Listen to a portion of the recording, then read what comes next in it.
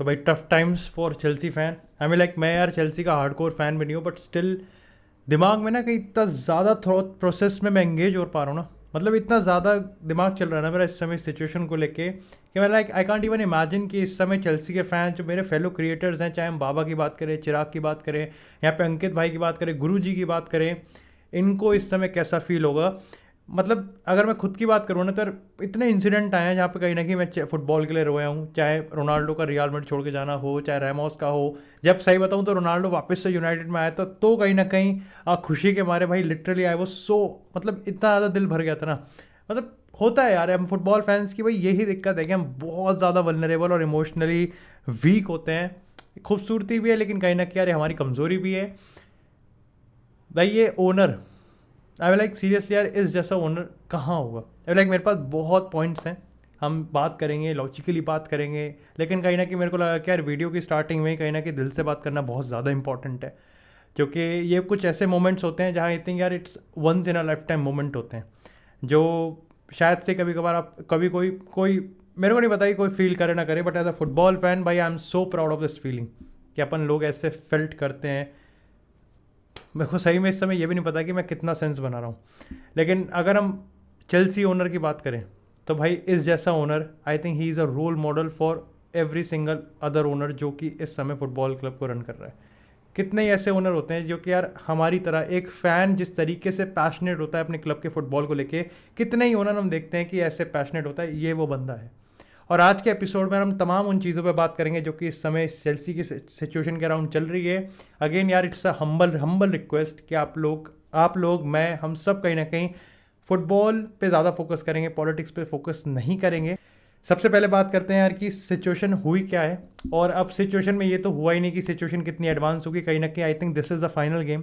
और final game यहाँ पर ये है कि रोमन अब्रामोविच ने एक बार फिर से स्टेटमेंट, ऑफिशियल अनाउंसमेंट करी है। चेल्सी स्टेटमेंट ने अपने ऑफिशियल वेबसाइट पर इस चीज़ को अनाउंस किया है कि रोमन अब्रामोविच ने चेल्सी को सेल पे डाल दिया है, यानी कि अब Chelsea officially is on the selling list. कोई भी बिडर, अब देखो यार ये चीज़ें मैं आपको ऑलरेडी दो फुटबॉल डेली के एपिसोड से बताता आ रहा हूँ कब ऐसा सीन होने वाला है। यहाँ पर ऑलरेडी काफ़ी इन्वेस्टर्स, काफ़ी बायर्स यहाँ पे इंटरेस्टेड हैं। तो यहाँ पर कहीं ना कहीं अब ये ऑफिशियली कंफर्म हो चुका है। कुछ उसके जो आर्टिकल्स है, जो वो आर्टिकल था चेल्सी का जो ऑफिशियल स्टेटमेंट है, अगर उसके की पॉइंट्स की हम बात करें तो सबसे पहला पॉइंट है यहाँ पे प्राइस टैग का आता है कि भाई प्राइस टैग क्या होने वाला है। अब देखो यार ये काफ़ी ज़्यादा वेरी करता है, क्योंकि कुछ अगर मैं 2 दिन पहले की बात करूँ तो यहाँ पे बताया जा रहा है कि 2.5 बिलियन का एक बिडर भी हुआ था। उसके बाद बताया जा रहा था कि यहाँ पे जो सीरियसली जिस चीज़ को, जिस बिड को सीरियसली लेगा रोमन अब्रामोविच, वो होने वाली है अराउंड 3 बिलियन यूरोस की। लेकिन कुछ रिपोर्ट्स अब ये बता रही है कि एक्चुअली में जो असल में जो प्राइस टैग जितना चाह रहा है वो होने वाला है यहाँ पर 4 बिलियन यूरोस का। ये इस समय कहीं ना कहीं चेल्सी को वैल्यू किया जा रहा है। हालांकि मेरे को लगता है कि अभी भी 3 के आसपास की ये डील अगर स्ट्रक होगी तो हो सकती है। इसी के साथ यहाँ पे दूसरी चीज़ यहाँ पे जो बहुत ही ज़्यादा बड़ी है वो यहाँ पर ये है कि रोमन अब्रामोविच ने अपने स्टेटमेंट में ये चीज़ कही है कि net proceed from the sale जो है वो यहाँ पर एक फाउंडेशन को जाएगी जो कि यूक्रेन वॉर के वॉर विक्टिम को जाने वाली है। अब what is net proceed from the sale, यार ये होता है कि जितना पैसा यहाँ पर चेल्सी एसेट को बेच के रोमन अब्रामोविच या फिर किसी के सेलर के पास आएगा, उसमें से अगर आप कॉस्ट और एक्सपेंसेस को माइनस कर दोगे तो वो यहाँ पर नेट प्रोसीड हो जाएगा। अब यार मैं देखो बिजनेस स्टूडेंट नहीं हूँ, लेकिन मैंने जितना पढ़ा है मैं उससे यही समझ पाया हूँ। अगर मैं गलत समझा रहा हूँ तो भाई सबसे पहले सॉरी, और do let me know in the comment section. यानी कि देखो मान लो अगर मैंने कोई चीज़ 100 की बेची है और उसके वापस से जो कॉस्ट प्राइस वगैरह सब करने में मेरा जो यहाँ पर 50 का खर्चा आया, तो 50 जो बचे हैं वो शायद से नेट प्रोसीड होगा, कुछ इस तरीके का। ये यहाँ पर यूक्रेन वॉर के विक्टिम को जाने वाला है। I think that's a big and a very very big step and a very good step. Again यार काफ़ी लोग इस चीज़ को पॉलिटिक्स से जोड़ेंगे, लेकिन यार इसके रिगार्डिंग देखो मैं आपको बहुत सिंपल सा अपना एक दिल की बात बताता हूँ, और इस चीज़ से कहीं ना कहीं ये हेल्प होगी। मरते यार अपन लोग हैं, ऊपर ऊपर जो बैठे लोग, ऊपर जो बैठे थे ना उनको बस मुंह चलाना आता है, मरते अपन लोग हैं। इसी तरह जो तीसरा पॉइंट है ना वो है यहाँ पर यार 1.5 बिलियन यहाँ पर राइट ऑफ कर दिया गया है। अब देखो यार 2003 से लेकर 2022 तक रोमन अब्रामोविच ने अराउंड 1.5 बिलियन यूरोस का यहाँ पर जो पैसा है वो यहाँ पर इंजेक्ट किया है इस चेल्सी क्लब में। और यहाँ पर कहीं ना कहीं सवाल ये खड़ा होता है कि चेल्सी बिकेगा तो यहाँ पर जो 1.5 बिलियन यूरोस का जो लोन है वो कहीं ना कहीं चेल्सी कैसे रिपे करेगी, लेकिन इसको यहाँ पर राइट ऑफ कर दिया गया है। इसके रिगार्डिंग अगर मैं आपको स्टैट्स की अगर बात बताऊँ, कुछ फिगर्स की बात करूँ, तो लास्ट सीजन में 20 मिलियन यूरोज यहाँ पर इंजेक्ट किया था रोमन अब्रामोविच ने। इसी के साथ यहाँ पे जो चौथा पॉइंट है ना, वो है यहाँ पे ये होने वाला है स्लो प्रोसेस। अब इब्राहिमोविच ने इस चीज़ को कंफर्म किया है कि ये एक स्लो प्रोसेस होने वाला है, यानी कि कुछ हड़बड़ाहट में मैं चेल्सी को सेल नहीं करूँगा। और इसके पीछे का जो बहुत बड़ा जो रीज़न है वो ये है कि यहाँ पर जो जो पूरा प्रोसेस होगा ना, वो इस तरीके का हो कि चेल्सी को एक ऐसा नया ओनर मिले जो कि उसी इतना ही पैशनेट हो जितना इब्राहिमोविच। आई हाईली डाउट कि कोई इतना पैशनेट हो सकता है चेल्सी के लिए जितना रोबन इब्राहिमोविच था, लेकिन उतना ही कहीं ना कहीं पैशनेट होना चाहिए जितना ये बंदा हो, और इसलिए कहीं ना कहीं स्लो प्रोसेस है। अगर हम बात करें एक्युलेट्स की, तो भाई लगभग 19 मेजर ट्रॉफीज यहाँ पर चेल्सी के साथ जीती है, जिसमें से 5 लीग टाइटल्स हैं। अभी रेनिंग चैंपियंस लीग के विनर हैं, और यहाँ पर यूरोपियन चैंपियंस है, वर्ल्ड चैंपियंस भी इस समय चेल्सी है। इसी के साथ पे world class Chelsea youth academy यहाँ पर कहीं ना कहीं रोमन इब्राहिमोविच ने सेटअप किया है। इसके अलावा डेफिनेटली यार चेल्सी का जो ब्रांड है वो उसके अंदर बहुत बहुत ज़्यादा यहाँ पर कहीं ना कहीं डेवलप हुआ है।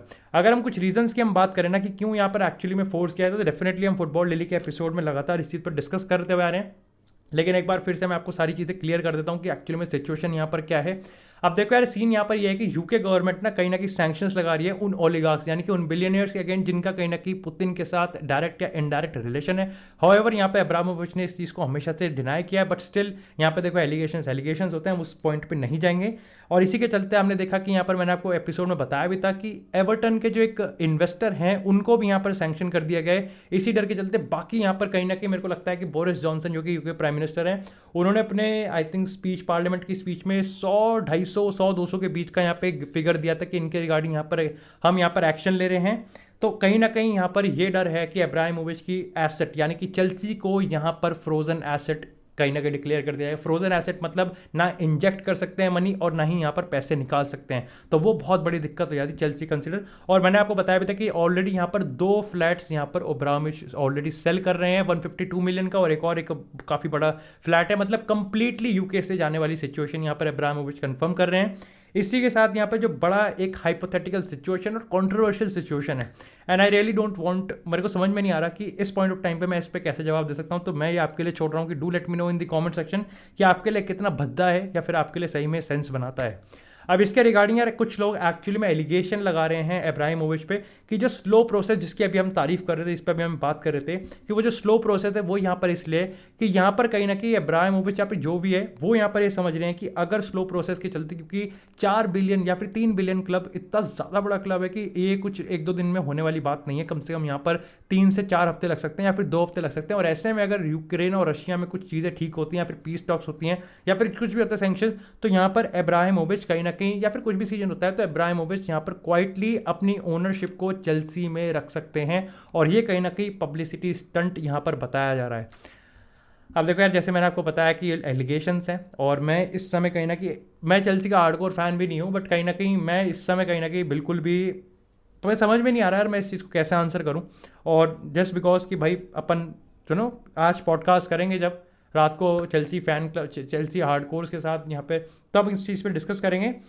तो लेकिन do let me know in the comment section कि इसके रिगार्डिंग आप क्या ओपिनियन रखते हो। इसी के साथ बात करते हैं यार अब मेरे पर्सनल ओपिनियन की। यस, हमने शुरुआत में दिल से बात करी थी, लेकिन अब थोड़ा सा पर्सनल ओपिनियन देते हैं लॉजिकली कि यहाँ पर क्या चीज़ अहेड है चेल्सी के और क्या चीज़ बहुत ज़्यादा मैटर करती है। सबसे पहले तो यार देखो, ये चीज़ बहुत ज़्यादा कन्फर्म है, बिल्कुल 100% कन्फर्म है, कोई डाउट नहीं है कि इब्राहिमोविच एक ऐसा ओनर था जिसके पास पैशन भर भर के था। ही वॉज अ ओनर जिसको कहीं ना कहीं जीतना था इस चेल्सी के लिए। और आज क्रोइनके, ग्लेजर फैमिली, एफएसजी, कितने ओनर्स हैं यार, कितने ही ओनर्स हैं जो कि सिर्फ और सिर्फ पैसा कमाने के लिए आते हैं इन प्रीमियर लीग्स में। आई नो ये काफ़ी लोग इस चीज़ को बिजनेस देखते हैं, लेकिन just imagine you are a fan of a club जिसका ओनर कहीं ना कहीं आप जितना ही फील करता है, जितना आप पैशनेट हो कहीं ना कहीं वो भी उतना पैशनेट रहता है, तो उसको खोना यहाँ पर कितना ज़्यादा ट्रेजेडी या कितना ज़्यादा ट्रॉमेटाइज होगा, ये मैं लिटरली यार चेल्सी के फैंस ही समझ सकते हैं। दूसरी चीज़ यार यहाँ पर ये है कि यहाँ पर सबसे पहले अब यहाँ पर क्रिटिकल सिचुएशन ये है कि भाई नया ओनर कौन आएगा, नया ओनर आएगा किस तरीके से होगा। भाई अगर लिटरली वो पैसा इन्वेस्ट वाला हो गया ना कि उसको सिर्फ पैसों से मतलब है, तो भाई लिटरली चेल्सी ने पिछले 20 सालों में जो ये चीज़ करी है ना, वो बहुत बड़ा धक्का लगेगा उस चीज़ को, क्योंकि मेरे को लगता है कि यार ये नया एरा है।